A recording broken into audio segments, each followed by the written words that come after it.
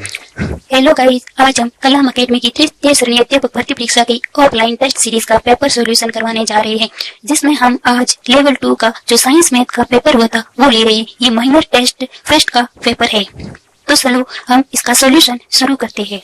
ये test bilingual है, जिसमें हिंदी और अंग्रेजी दोनों लैंग्वेज में प्रश्न दिए गए हैं। प्रश्न संख्या 1, राजस्थान में निम्नलिखित स्थलाकृतियों का उत्तर से दक्षिण में उसकी अवस्थिति का सही क्रम कौन सा है?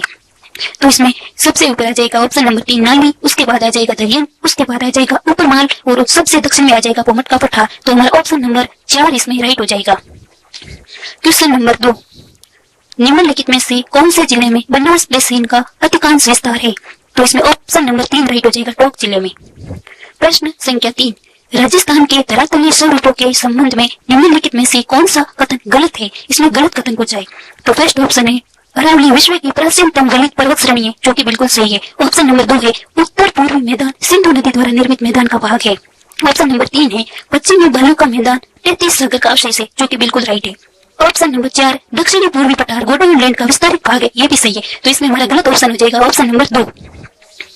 प्रश्न संख्या 4, मुकुंदरा पर्वत श्रेणी का सर्वोच्च शिखर स्थित है। तो इसमें ऑप्शन नंबर 2 राइट हो जाएगा, संतवाड़ा क्षेत्र में। प्रश्न नंबर 5, निम्नलिखित में से झालावाड़ पठार के संदर्भ में असत्य कथन की पहचान करें। इसमें भी असत्य कथन पूछा है। ऑप्शन फर्स्ट है ये मालवा पठार का उत्तरी भाग है, जो कि राइट है। ऑप्शन नंबर 2 इसका उत्तरी पश्चिमी भाग गंगधार की उस भूमि कहलाता है। ऑप्शन नंबर 3 है ये पठार संभवतः 450 मीटर ऊंचाई का है, ये बिल्कुल राइट है। और ऑप्शन नंबर 4 है ये पठार सर्वत्र धरातलीय एक रूपता नहीं रखता, ये भी सही है। तो हमारा गलत ऑप्शन हो जाएगा ऑप्शन नंबर 2। क्वेश्चन नंबर 6, तारा बालू का स्तूप पाई जाती है। इसमें ऑप्शन 1 राइट हो जाएगा, मोहनगढ़ जैसलमेर व सूरतगढ़ गंगानगर में पाई जाती है। प्रश्न संख्या 7, निम्नलिखित में से 1000 मीटर से अधिक ऊंचाई वाले अरावली पर्वत श्रृंखला के शिखरों का सही समूह है। तो इसमें ऑप्शन नंबर 3 राइट हो जाएगा, ऋषिकेश, कमलनाथ की पहाड़ियां व देलवाड़ा। प्रश्न नंबर 8, मालपुरा करोली का मैदान किस नदी बेसिन का भाग है? तो इसमें ऑप्शन नंबर 4 राइट हो जाएगा, बनास बेसिन का भाग है। प्रश्न संख्या 9, निम्नलिखित में से कौन सा पर्वत शिखर समूह उत्तर अरावली से संबंधित है? तो इसमें ऑप्शन नंबर 2 राइट हो जाएगा, सिरावास व बुबई। प्रश्न संख्या 10, निम्नलिखित में से पूर्व के मैदान से संबंधित असत्य कथन है। इसमें असत्य कथन पूछा है। तो ऑप्शन फर्स्ट है ये प्रदेश भू आकृति रूप से विविधता युक्त है, ये सही है। इस प्रदेश के बनास बाणगंगा पेनिस के उत्तरी भाग को मेवाड़ का मैदान कहती है। ऑप्शन 3 है इसमें प्रदेश को प्रतापगढ़ बांसवाड़ा में सप्पन का मैदान के नाम से जाना जाता है, ये भी सही है। और ऑप्शन 4 है इस मैदान में प्रवाहित होने वाली प्रमुख नदियां बनास, बाणगंगा, माही, सूप, जाखम और संबल है, ये भी सही है। तो इसमें हमारा गलत ऑप्शन हो जाएगा ऑप्शन नंबर 2। क्वेश्चन संख्या 11, बूंदी पर्वत श्रेणी का सर्वोच्च शिखर है। तो बूंदी का सर्वोच्च शिखर है सतूर, ऑप्शन नंबर 1। प्रश्न संख्या 12, निम्नलिखित में से असंगत युग्म की पहचान करें। तो इसमें ऑप्शन नंबर 3 जो है रेग, ये रेतीला मरुस्थल है, ये ऑप्शन गलत है।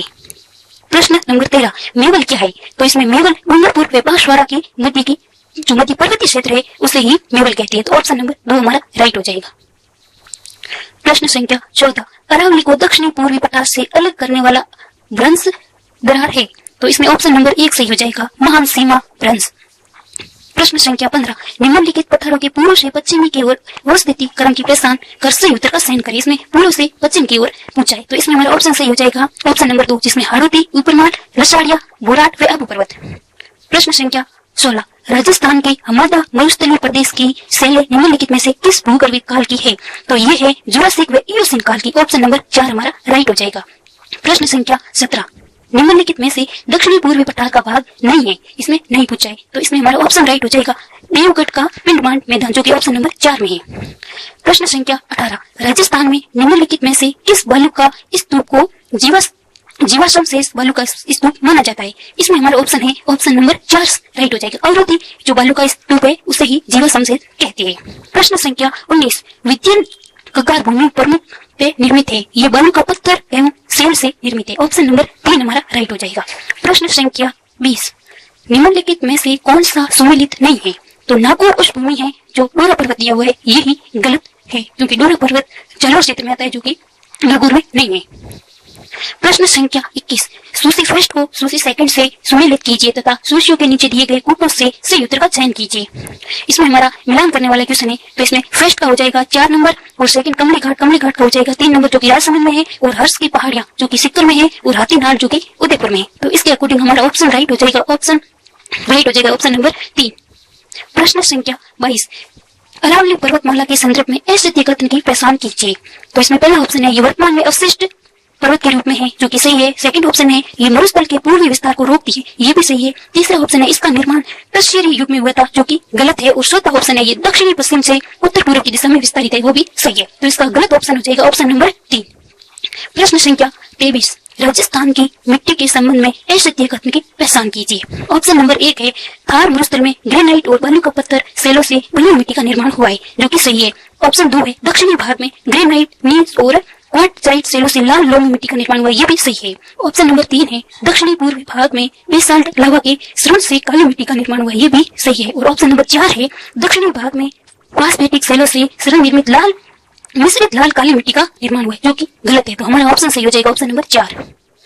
प्रश्न संख्या 24। सिरोही, पालनी, भीलवाड़ा तथा उदयपुर जिलों की अधिकांश निम्नलिखित में से किस प्रकार की मृदा पाई जाती है? तो इस जिलों में कौन सी मृदा पाई जाती है? इसमें हमारा ऑप्शन राइट हो जाएगा ऑप्शन नंबर 1, इनसेप्टी सोल पाई जाती है। प्रश्न संख्या 25। निम्नलिखित में से कौन सा सुमेलित नहीं है? इसमें मृदा और जिलों का क्रम दिया हुआ है, तो इसमें हमारा फर्स्ट सेकंड ही सही है। ऑप्शन नंबर 3 है, जो सिरोजिम मृदा है, ये हनुमानगढ़ जिले में नहीं है, ये गंगानगर में है। तो हमारा ऑप्शन नंबर 3 जो है वो सही उत्तर हो जाएगा। प्रश्न संख्या 26। उदयपुर तथा कोटा जिला में अधिकांश है, उदयपुर तथा कोटा जिले में अधिकांश पर्वतीय मृदा है, तो ऑप्शन नंबर 3 हमारा राइट हो जाएगा। प्रश्न संख्या 27। सुमेलित कीजिए। इसमें हमें एक तरफ मिट्टी का प्रकार है और दूसरी तरफ जलवायु प्रदेश दिए गए हैं। इसमें ऑप्शन नंबर 1 में है एरिडोसोल, जो कि शुष्क एवं अर्ध शुष्क क्षेत्र में पाई जाती है, ये बिल्कुल राइट है। सेकंड ऑप्शन है इंसेप्टिसोल, जो कि अर्ध शुष्क और आर्द्र क्षेत्र में पाई जाती है, ये भी सही है। और तीसरा ऑप्शन है एल्पिसोल, जो कि उप आर्द्र एवं आर्द्र क्षेत्र में पाई जाती है, ये भी सही है। और चौथा है वर्टिसोल, जो कि आर्द्र और अति आर्द्र क्षेत्र में पाई जाती है, ये भी सही है। तो हमारा इसमें सभी मिलान किए हुए, तो इसमें ए में 1, बी में 2, सी में 3 और डी में 4 नंबर आएगा, जो कि हमारा ऑप्शन 2 में है। तो ऑप्शन नंबर 2 इसका राइट आंसर हो जाएगा। प्रश्न संख्या 28। राजस्थान में कौन सी मृदा में क्रोमोस्टर उप मृदाकरण का विशेष महत्व है? तो इसमें हमारा उप मृदाकरण का महत्व जो है वो वर्टिसोल्स में, जो ऑप्शन नंबर 4 हमारा राइट हो जाएगा। प्रश्न संख्या 19। निम्नलिखित में से राजस्थान में मृदा की समस्या है? तो मृदा अपरदन, मृदा अवकर्षण, स्वयं की समस्या, ये सभी राजस्थान में मृदा की समस्या है, तो ऑप्शन नंबर 4 उपयुक्त सभी हमारा राइट ऑप्शन हो जाएगा। प्रश्न संख्या 30। निम्नलिखित कथनों पर विचार करें। ऑप्शन पहला है, इस मिट्टी का निर्माण भौतिक अवक्षय व अति तापांतर से हुआ है। और ऑप्शन 2 है, इस मृदा की जल धारण क्षमता न्यूनतम होती है। उपयुक्त विशेषताएं किस मृदा की है? तो ये विशेषताएं जो है मरुस्थलीय मृदा की है। प्रश्न संख्या 31। काली मृदा जानी जाती है। काली मृदा को हम रेगुलर मिट्टी के नाम से भी जानते हैं, जिसे स्व जुताई वाली मृदा भी कहते हैं, तो ऑप्शन नंबर 2 हमारा राइट हो जाएगा। प्रश्न संख्या 32। राजस्थान के सर्वाधिक क्षेत्र पर निम्नलिखित में से कौन सी मृदा पाई जाती है? तो एरिडोसोल एवं एंटीसोल है, ये सर्वाधिक क्षेत्र में पाई जाती है, जो कि राजस्थान के पश्चिमी क्षेत्र में पाई जाती है, तो ऑप्शन नंबर 1 हमारा राइट आंसर हो जाएगा। प्रश्न संख्या 33। भूरी रेतीली कसारी मिट्टी के संबंध में निम्नलिखित में से अद्वितीय कथन है। भूरी रेतीली कसारी मिट्टी के बारे में पूछा है। ये मिट्टी राजस्थान के अलवर, भरतपुर के उत्तर भाग और गंगानगर जिले के मध्य भाग में पाई जाती है, जो कि ऑप्शन सही है। और ऑप्शन 2 है, इस मिट्टी में चावल व मक्का की खेती की जाती है, जो कि गलत है। ऑप्शन नंबर 3 है, इस मिट्टी का रंग लाल व भूरा होता है, जो कि सत्य है। और ऑप्शन नंबर 4 है, इस मिट्टी में सोना, फास्फोरस व ह्यूमस की कमी होती है, ये भी सही है। तो हमारा गलत आंसर हो जाएगा ऑप्शन नंबर 2। प्रश्न संख्या 34। निम्नलिखित में से उपयुक्त जिला युग्म की पहचान करें जहाँ लाल पीली मृदा पाई जाती है। तो लाल पीली मृदा जो है अजमेर, राजसमंद व पाली जिले में पाई जाती है, तो ऑप्शन नंबर 1 हमारा राइट हो जाएगा। प्रश्न संख्या 35। रेतीली और बलुई दोमट मृदा राजस्थान के कितने भूभाग पर विस्तृत है? ये मृदा राजस्थान के पश्चिमी क्षेत्र में पाई जाती है, जो कि पूरे भूभाग की लगभग 2/3 भाग पर है, तो ऑप्शन नंबर 1 हमारा राइट हो जाएगा। प्रश्न संख्या 36। एक साहित्यिक को संगीत प्रस्तुत करना चाहिए, कलाकार को चित्रकारी करनी चाहिए और कवि को कविता लिखनी चाहिए, अर्थात व्यक्ति को वह होना चाहिए जो वह हो सकता है। मैस्लो का ये कथन किस आवश्यकता की पूर्ति की बात करता है? तो हमारे अब साइकोलॉजी के क्वेश्चन शुरू हो गए। इसमें आत्मसिद्धि, जो कि मैस्लो का 5वें नंबर का स्टेप है, इसमें आवश्यकता की पूर्ति पूछा है, तो इसमें आत्मसिद्धि आवश्यकता की पूर्ति करता है। 37 वे सुदृढ़ और अचल उत्तेजक जो प्राणी से समायोजन की अनुक्रिया की मांग करता है कहलाता है, ये अंतर्बोध कहलाता है। ऑप्शन नंबर 2 राइट हो जाएगा।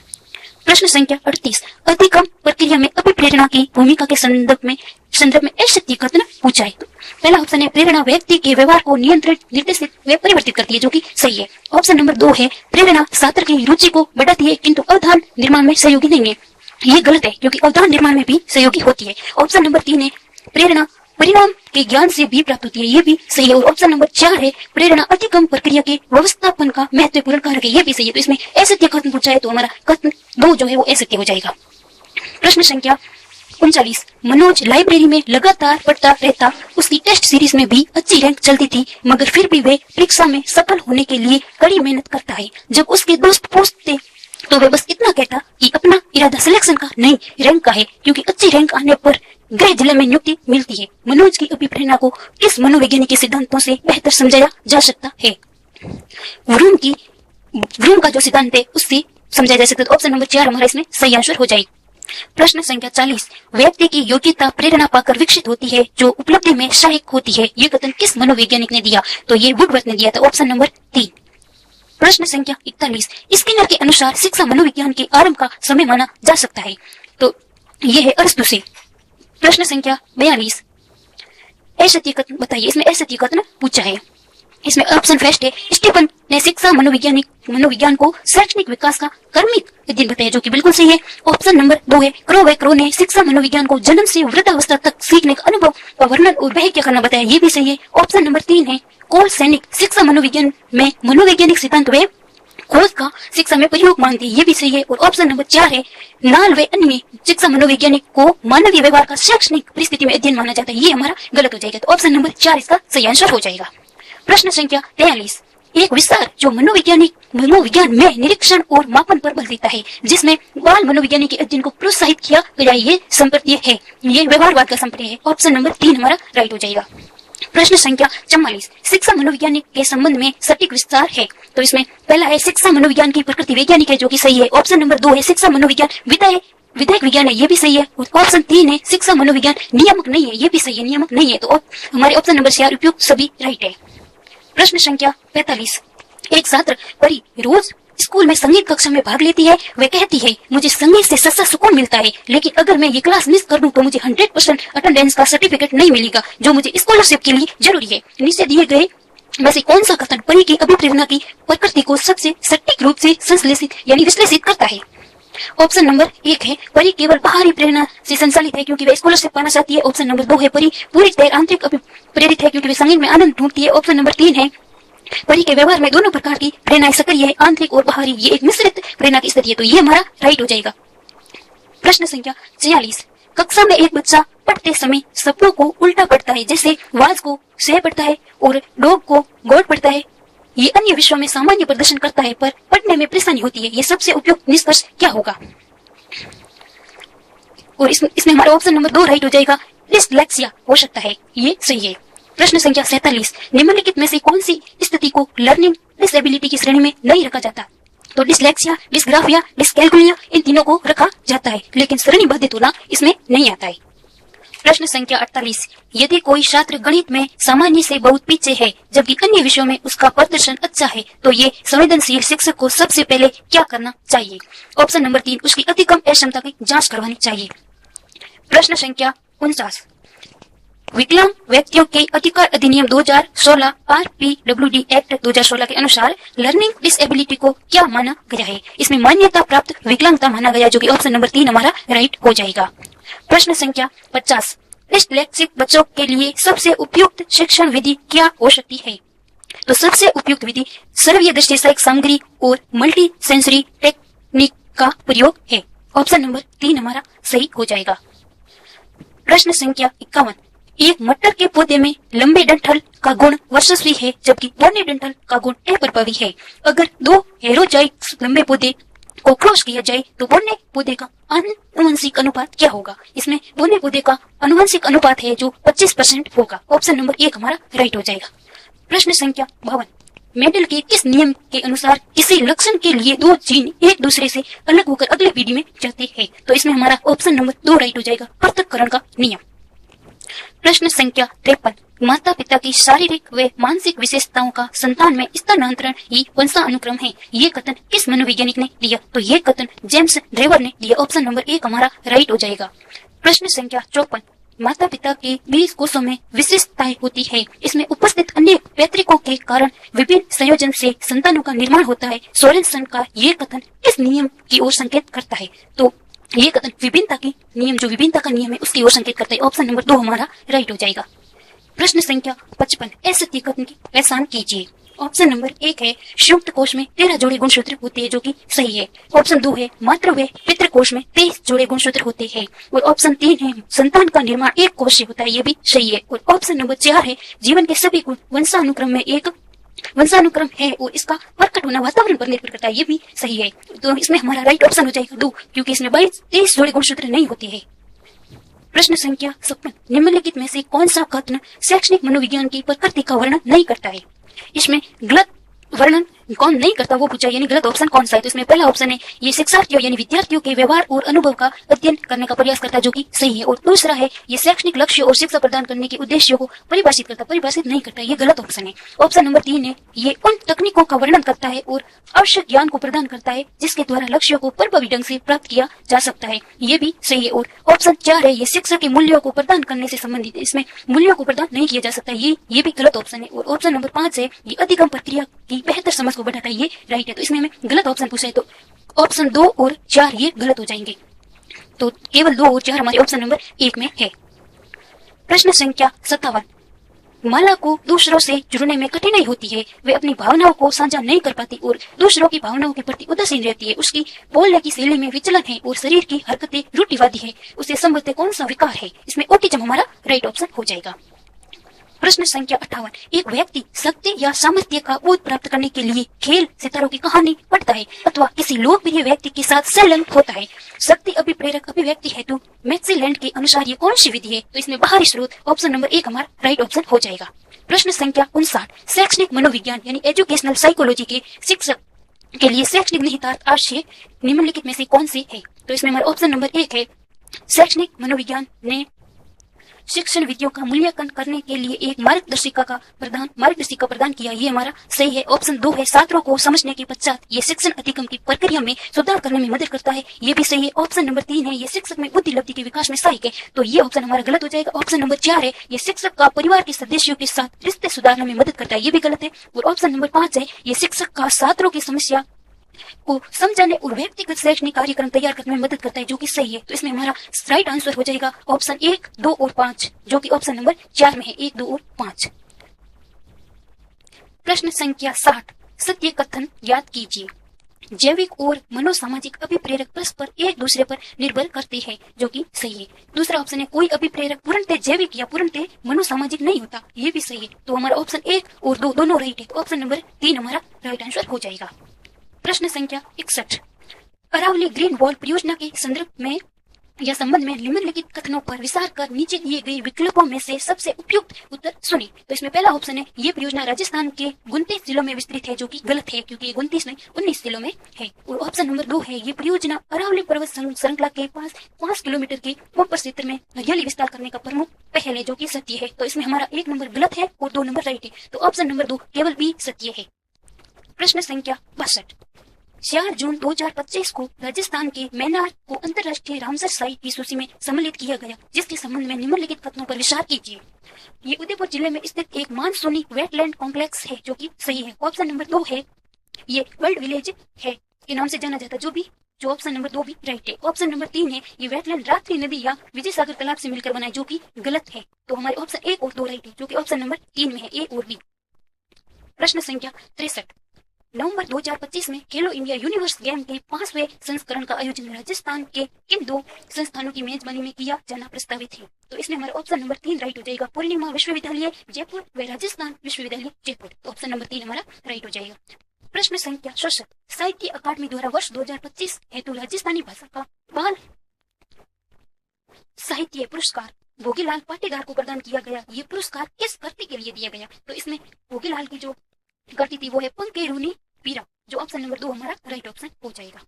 प्रश्न संख्या 65 जून 2025 में सांगवोन यानी दक्षिण कोरिया में आयोजित वर्ल्ड टीम पैरा स्पोर्ट विश्व कप 2025 में राजस्थान के किस खिलाड़ी ने व्यक्तिगत स्पर्धा में स्वर्ण पदक जीता, जो कि रुद्रांश खंडेला ने जीता। Option number 2